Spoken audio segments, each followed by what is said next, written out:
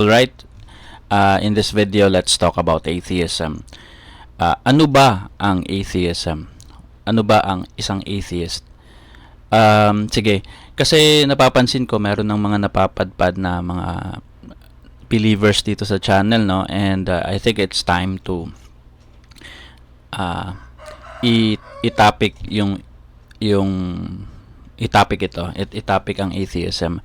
By the way, sa mga bagong theist na napapadpad dito, yung channel talaga, this YouTube channel, ang aim lang talaga nito is to i-debunk yung mga misconception about what atheism is.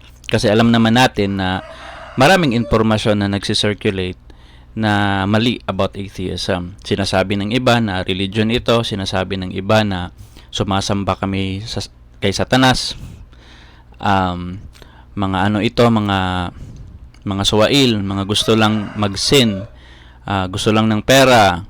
And ang daming mga nasasabi, no. Ang daming sinasabi what atheism is. At ang goal ko lang talaga, wala nang iba kundi sagutin 'yon na hindi 'yon totoo. Kasi iba po ang atheism. Hindi po sila ganoon. So, I think ang pinaka-disconnect, no, ang pinaka wrong talaga is yung gumagawa tayo ng story agad. No, na eto kasi sila, meron siguro silang mga napagdaanan sa past na traumatic or sad kaya naging atheist. Gusto siguro nilang magkasala, gusto siguro nila ng sin. So mali po 'yun. Ang pinaka the best po para malaman mo ang isang bagay is mag-research, no? I-google siya sa internet, pumunta sa ChatGPT, magtanong sa ChatGPT, or makinig mismo sa mga atheist kung ano pala ang atheism. Kasi 'yun, alam na po namin kasi ano ang what religion is, what God belief is, what Christianity is. Kasi most naman sa amin ay mga former Christians. And familiar, hindi man kami kasing expert mo sa Christianity, pero we are familiar with God belief, with Christianity, with religion. So familiar na po kami doon. Ang problema is hindi ka familiar what atheism is, pero nangunguna ka na sa amin. Mas magaling ka pa what atheism is. So what is it? Ano ba ang atheism? Ang pinakasimple po dito is ganito po. Let's say maggawa muna tayo ng other scenario, no, kasi gusto ko kasing makarelate ka aside sa ma-inform ka. Mas magaling kasi ako sa analogy, not really magaling, but mas feeling ko mas magaling ang analogy kaysa sa i-describe ko lang what atheism is. So for example, nag-conversation tayo. Sabi mo, Jan, alam mo ba, yung moon, gawa yan sa keso. And yung response ko is ganito, di naman siguro yan totoo. Even, hindi pa ako nakapunta sa moon, ha. Alam kong hindi din siya nakapunta sa moon, pero ganoon yung conversation namin. Sabi niya na gawa sa keso ang moon. Hindi ako naniwala, no? Ibig ba sabihin nun, naniniwala ako na bato ang moon, or naniniwala ako na dahon ang moon? Wala akong belief. I'm just not sure if yung sinasabi niya, yung claim niya is totoo. So, hindi ako agad naniniwala. Gusto ko pa ng more information sa claim niya. Bigyan mo ako ng picture, bigyan mo ako ng video, pumunta tayo doon if posible. Ganun lang po. Nag-respond lang ako. So, ganoon din sa atheism. Kayo lahat ng mga theist, nagsasabi na merong Diyos. And at some point in my life, during my younger years, naniwala naman ako. Wala namang problema doon. Naniwala naman ako. Dumating lang talaga ako sa stage ng life ko na nagtanong na ako. Nagduda na ako sa mga sinasabi ninyo, sinasabi ng Bible ninyo, sinasabi ng mga holy books. pinagdududahan ko na. Kasi merong hindi tumutugma eh. Merong mga kulang eh. Yung mga sagot mo hindi satisfying eh. So, normal lang na magduda. And hindi po madali na sabihin na hindi na ako naniniwala. Hindi po ganoon kadali. Hindi yun overnight na nagduda ako ngayon, tas bukas hindi na ako maniniwala. Hindi po ganoon. Ilang years po yung proseso na yun. Nagduda ka, and then may nakausap ka, and then hindi ka na nagduda na, and then nagduda na ka na naman ulit. And hindi iyon because nagduda ka kasi nagalit ka sa Diyos, or nagduda ka kasi may nangyari sa'yo. Totoo yun. Marami namang instances, marami naman tayong problema eh. Marami naman tayong mga trial sa life na magagalit ka sa Diyos, pero hindi po iyon ang rason bakit ka naging atheist. Kasi kung nagagalit ka sa Diyos at yun na yung stance mo, naniniwala ka pa rin na merong Diyos. Nagagalit ka lang. Nagets mo? Hindi ka pa din atheist. Kasi ang atheist kasi hindi na naniniwala na totoong merong Diyos. Yung galit lang is nagalit ako sa Diyos, hindi na ako magwo-worship sa Kanya, I think He is a loser, then therefore, you are still a theist, except that, parang hindi mo na tinatrato na isang Diyos ang isang Diyos. No, kasi na, parang nakukulangan ka sa pagmamahal niya. So, believer ka pa din, pero galit ka lang. Hindi po ganoon ang atheist. Hindi kami galit lang. No? So, yun. Hindi po, wala po kaming claim. Hindi po namin sinasabi na imposibleng walang Diyos. Hindi din namin sinasabi na imposibleng merong Diyos. All the atheists did is nakinig sa mga religious people, nakinig sa mga taong nagsasabi na merong Diyos, and tinatanong yung mga nagsasabi. At the end of the day, kayo po ang may sabi na merong Diyos. Naringgan lang namin. At saka, na pag nilay-nilay lang namin na, hey, parang hindi nagme-make sense yung mga sinasabi niya. Asan yung evidence mo na meron? Na yung particular na Diyos mo ay meron. Sabi doon ng Muslim, meron din daw yung sa kanila. Sabi nila, yung Jesus mo, hindi daw yun Diyos. Ano daw yun? Propeta lang. Sabi din ng other religions ng Christianity, yes, totoo na tao lang talaga si Jesus at hindi siya Diyos. Pero sabi ng mga Katoliko, literal na Son of God at saka God daw si Jesus. So, ang daming mga iba-ibang level ng kasagutan, nakikinig lang po kaming mga atheist. At saka sinasabi, nagko-conclude lang kami kasi nagre-research din kami on the side na gaano ba ka-accurate yung sinasabi. No? So, umabot kami sa ilang years na nagduda, na naniwala ulit, na nagduda na naman, naniniwala na naman ulit, natakot na naman, at saka nagduda na naman. Ilang years po yun. Sa ilang years na proseso, until we gave up, no, na parang hindi ko na kayang depensahan, hindi ko na kayang i-force ang sarili ko na meron. I think yung lubid na lang na naka-connect sa me wanting to really believe is fear. I think natatakot lang akong hindi maniwala. Baka kasi magabaan ako. Sa Bisaya, gaba yun eh. Parang baka makarma ako. I think that's the only thing that's holding me to believing. Natatakot ako na baka may mangyari sa akin kapag hindi ako naniniwala, at natatakot ako na baka pag mali ako, mapupunta ako sa impyerno. Yun po. Yun yung mga final stages na talagang pinipilit kong sarili ko na maniwala. John, please believe. Believe this. Read the Bible again. Believe it kasi baka ganito yung mangyari sa'yo. Napagod na po ako sa prosesong yan, at finally sinabi ko, itest ko na lang ito. Tingnan natin kung may mangyayari. And walang nangyari. No? Siguro kung may nangyari, baka magka-anxiety. Hala ka, grabe dyan, no? The moment you said you're an atheist, ganito yung nangyari. Pero walang nangyari. No? And yun na nga, na-conclude ko na I think yung pinaka-last na feeling is yun yung talagang yung only reason na lang bakit kailangan kong maniwala. Nakakatakot kapag hindi ka maniwala dyan. So yun po, na baka mapunta ako sa impyerno at baka may mangyari sa akin at sa family ko ng masama. Pero ilang years na po ang lumipas at wala pong nangyari. And hindi yun proof na wala talagang Diyos, or hindi yun proof na tama talaga ako. It was just a test for me kasi yun na lang kasi ang natitira eh.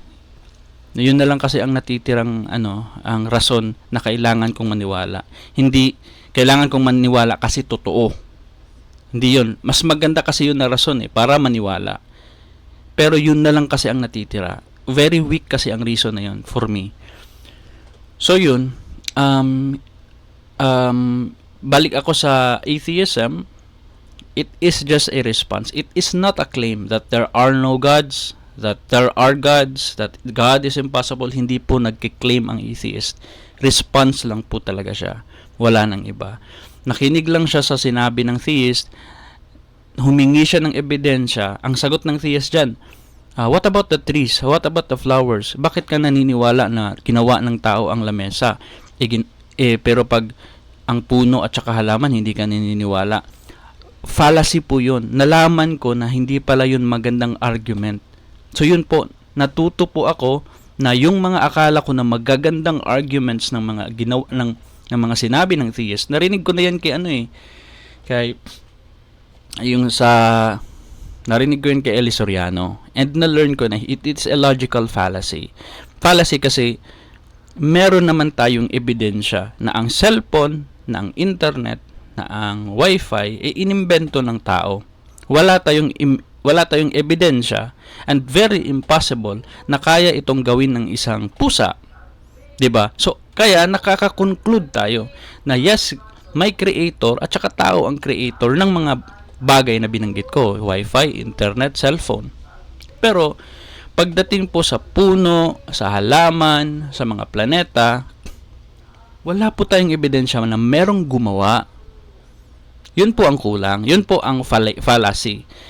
Kasi kinumpara mo ang dalawang magkaibang bagay, nag-conclude ka na therefore merong creator, wala ka namang ebidensya sa puno na ginawa ng creator. Kagaya ng meron naman akong ebidensya na ang cellphone, na ang baso ay ginawa ng isang tao at hindi ginawa ng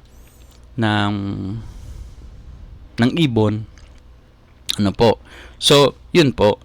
Kailangan pala, meron pala tayong ebidensya sa mga claims natin. Yun po ang na-learn ko when I got older. Kasi when you get older kasi, you will learn a lot of things.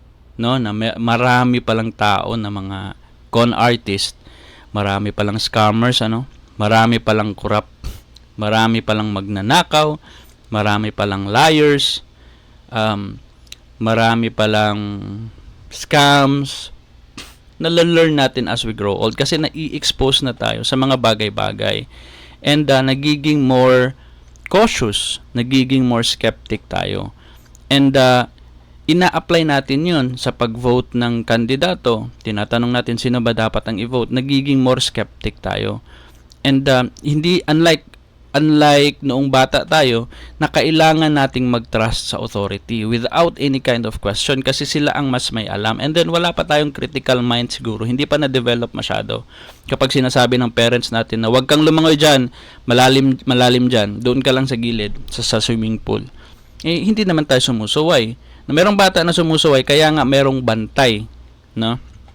Pero, hindi na tayo nagka-question, naniniwala tayo sa authority figures. Pero, when we grow old, yun na nga, may na-face tayong mga challenges. And when I grew old, I learned a lot of things, na-scam din ako napunta din ako sa mga conspiracy theories Kaya na-learn ko na ganito pala pag may mga media pala na maganda ang production, maganda ang sound, maganda ang mga transition, maganda ang effects, maganda ang information na sinasabi, nagme-make sense ang sinasabi ng narrator, hindi pala ibig sabihin na matik totoo 'yon. Kailangan ko pa din palang i-research kung totoo 'yon. Kailangan ko pa palang ipunta sa Google yung specific na sinabi, totoo ba 'yon o hindi.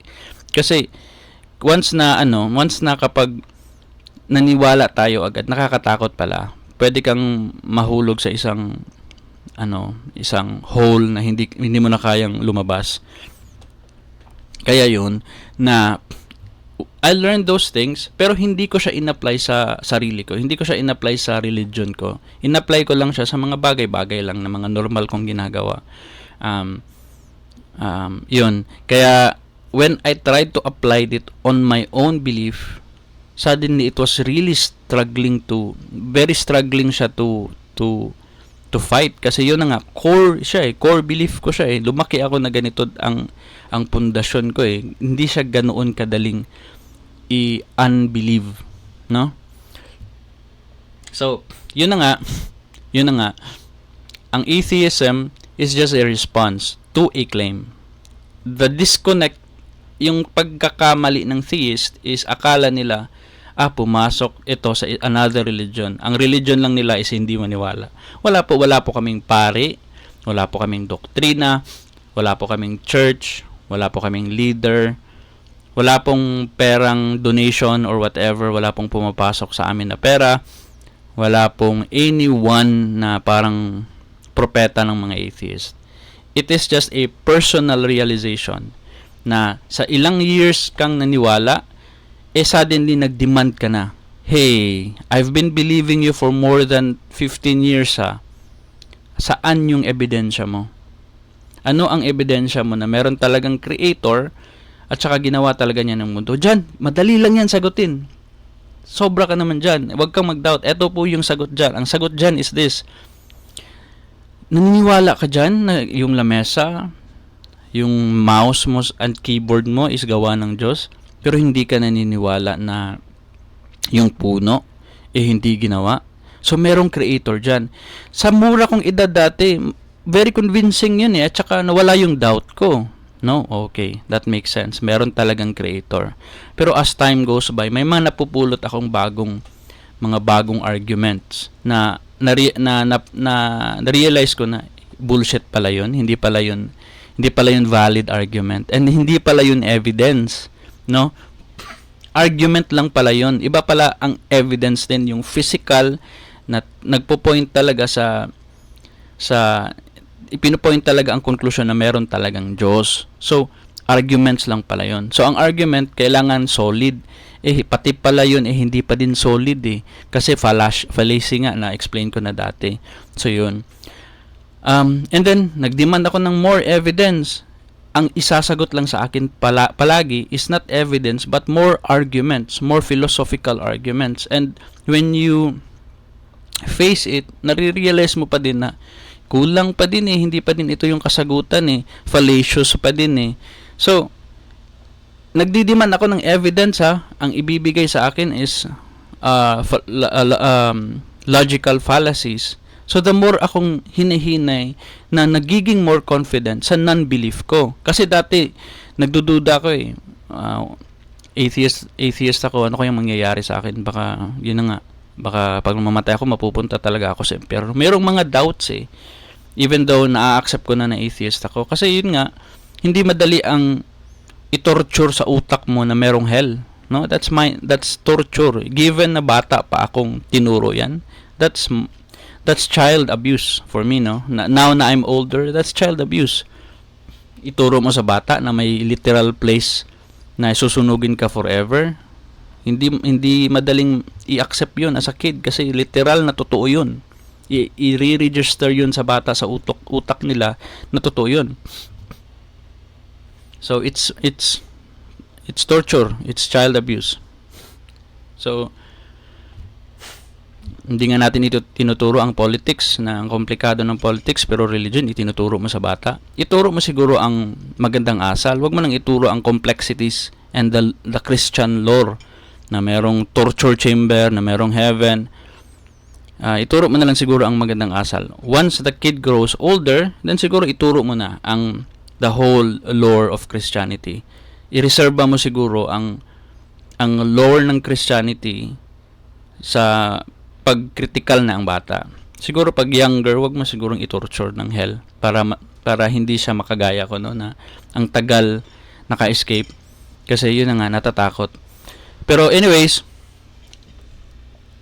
yun po ang atheism. Walang any kind of complexity. Kayo lang po kasi ang gumagawa ng complex na layers of it So, napakinggan ko lang napakinggan lang namin kayo, nag-respond lang kami. Hindi ka panipaniwala, hindi satisfying. Give us more. Kasi the more you give us, the more we are convinced na parang wala talaga kayong bala, no? Arguments upon arguments na matagal nang na-debunk, matagal nang in-address, matagal nang hinarap ng mga fina-follow naming atheist. Matt Dillahunty, sino pa? Cosmic Skeptic, hindi na Cosmic Skeptic siya ngayon, si Alex O'Connor na siya.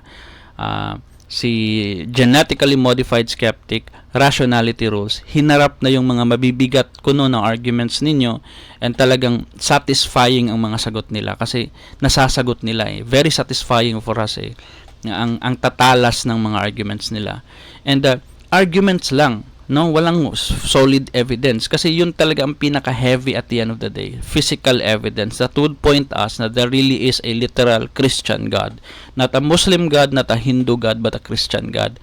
But so far wala pong nakikitang physical evidence na meron talaga. So yun po, kasi ganito po kami mag-isip, kailangan pala ng physical evidence, no? Kasi nare-realize namin sa buhay namin na kapag gumagawa pala kami kapag nagdi-decision ka pala kami, and ang yung decision na yun is based on erratic decision, based on emotion, most of the time failure. Even nga nagre-research ka, even nga nagkakalap ka ng information para mag-decide, nagkakamali ka pa din. How much more kung bahala na si Batman lang yung basis ng decision mo. So yun po, nalalearn namin na kailangan pa lang meron ka talagang confidence na mag-decide. Kagaya ng magawa ng business, a lot of I tried many times na hindi na nag-conduct ng research. Feel ko lang na magsa-success ito. Sige, gawa ako dito. Mag-spend ako ng pera, and ito yung business ko. Hindi nag-success. No? And I tried again, no? Tsamba lang. And hindi again nag-success. So, siguro may edge ako, siguro magkaka-edge ako kung naglaan lang siguro ako ng extra money and time for research. Nag-conduct ng research, nagbayad ng tao para mag-conduct ng research. Kung meron ba talagang success itong gagawin kong business or hindi. So, yun po ang natutunan ko na maganda pala na pag mag-decision ka is based on data. And apply namin yun sa God belief. And nag-require kami sa inyo na, hey, give us more. And the more you attempted to give us, the more I am convinced na wala talaga ito sila. Walang bala. And nakakadismaya kasi willing pa naman akong maniwala. Willing pa naman akong mag-change. Kasi yun na nga, imagine, 80 years maximum lang ako dito sa mundo. And the world has already been existing for billions of years. That means, nag-exist lang ako for a split second sa entire age ng mundo. A lot of things are unknown. A lot of things are possible. There could be a God. There could not be a God. We could be living in a simulation. Ang dami pong pwedeng posibleng realidad na baka nasa loob tayo ng black hole and hindi natin nare-realize and nag-freeze pala yung time and split second lang pala ito. Ang dami po. Kasi very exposed din ako sa mga literature about time travel, about quantum physics, about fiction, marami po akong ini-explore na mga kasi yun na lang yung chance natin ma-entertain sa sa possible explanations of our existence, kasi nakaka-existential naman talaga ang reality na nandito tayo ngayon at nagre-reason tayo. So willing po ako na i-accept na baka totoo yung mga sinasabi ng mga Muslim, ng mga Hindu, ng mga Kristiyano. Willing po akong i-accept yun kasi yun na nga, nag-i-explore pa din ako sa mga kasagutan. Ang dami ko pa ding hindi alam. Pero the more I listen to you, the more I see na ang liit nyo naman. Ang nai-imagine kong Diyos, kung meron man, is sobrang laki. Covered niya ang entire universe pero parang earthly lang na God yung na-create mo. impressed na kayo sa Jesus walking on water? Literal na universe, creator ng universe nyo, baka ilusot pa niya yung kamay niya sa buong earth, hindi pa din ako mai-impress. Creator ka ng universe meaning ma-violate mo ang laws of physics, pero yun lang, naka-walk on water lang.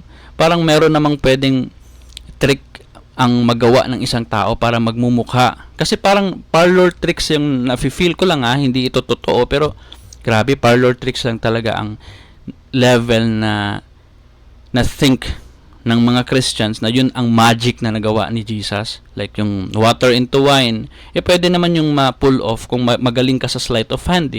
Yung walking on water, pwede naman yun ma-fake na parang nag-walk ka sa water pero mayroon palang bato doon. And parang hindi ko naman sinasabi na ganoon ang ginawa ni Jesus. It's just very parlor tricky kind of miracles. Yung mga healing the blind, healing the sick, maraming ways akong nai-imagine na baka na fake yun. Na baka binayaran yun. Kasi ginagawa yun ngayon. 'Di ba? Yun yung basis ko. Maraming tao na nagke-claim na bulag sila at saka nakakita na 'di ba? Ngayon na mayroong mga nagpatay at saka nabuhay, yung pilay nakalakad.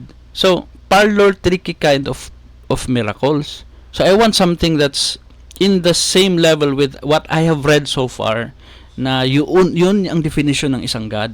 So, yun ang God.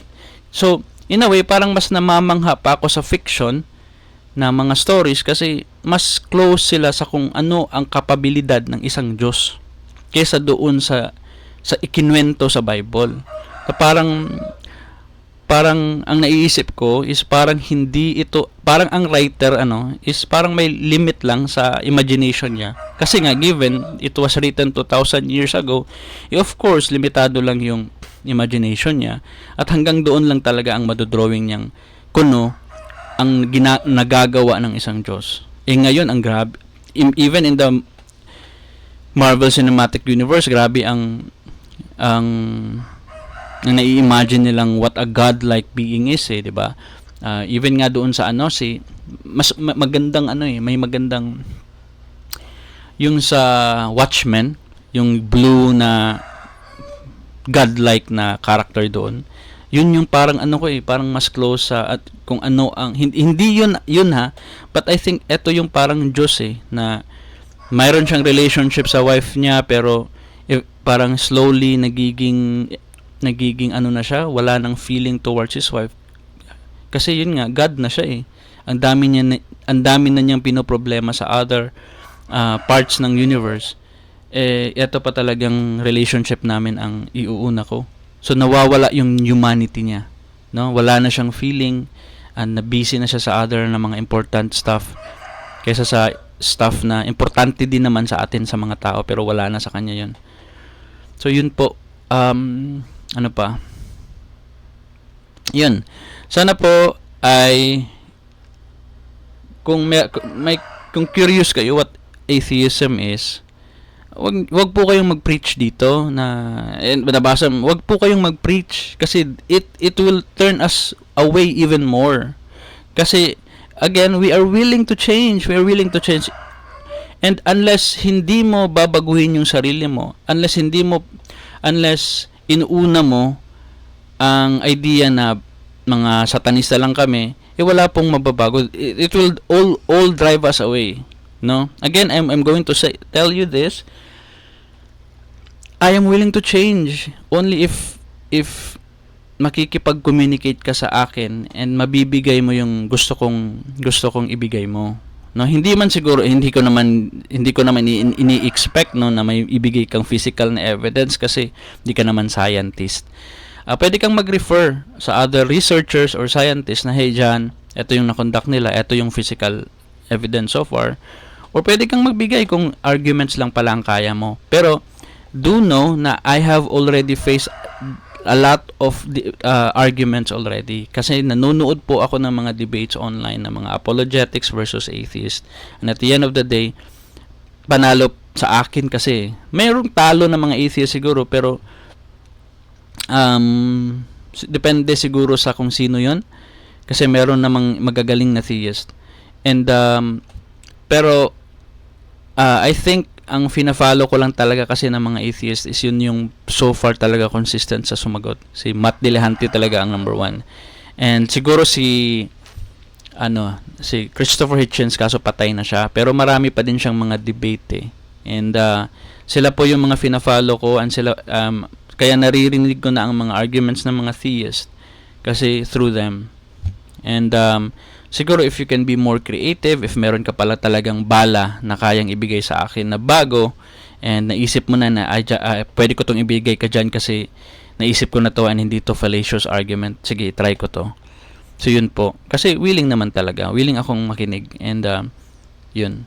And I hope na naintindihan mo po na isang response lang ang atheism. It's not a claim, it's not a religion, it's not an organization, it's just a response. And now, siguro ang next question now dyan, na you're an atheist, ano na yung mangyayari sa buhay mo? Wala po, same lang din pa din. Same, gumigising pa din ako sa araw-araw, yung mga dati kong ginagawa, ganoon pa din, may nawala lang. Hindi na kami nagpe-pray from time to time kasi hindi na kami naniniwala. Hindi na kami pumupunta sa church kasi hindi na kami naniniwala.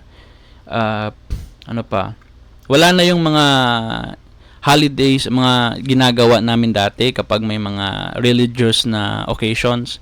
Wala na yun. Wala na mga preparations for those occasions. Wala na. So, normal na lang kaming namumuhay na walang mga ganong special events. Ang natira na lang is Christmas. Kasi, yun po, hindi because we believed na pinanganak si Jesu Cristo at that time, but because we celebrated it way back and parang wala namang mali. Masarap yung feeling na nakikispend time ka sa family mo, na kumakain kayo at night and everyone else, knowing na everyone else around the world are doing the same thing. And for us, it's a family day, not a Christian or Christmas day, but something na it feels good lang, na ginagawa once a year lang naman, na nagpipictorial, may mga special na mga pagkain, nagde-dress up, yun lang. And yun, ordinary pa din, walang special na meron kaming pinupuntahan na special church, na meron kaming binabasa na special book, wala po. Same old na mga routine, except that may mga nawala na yung iba.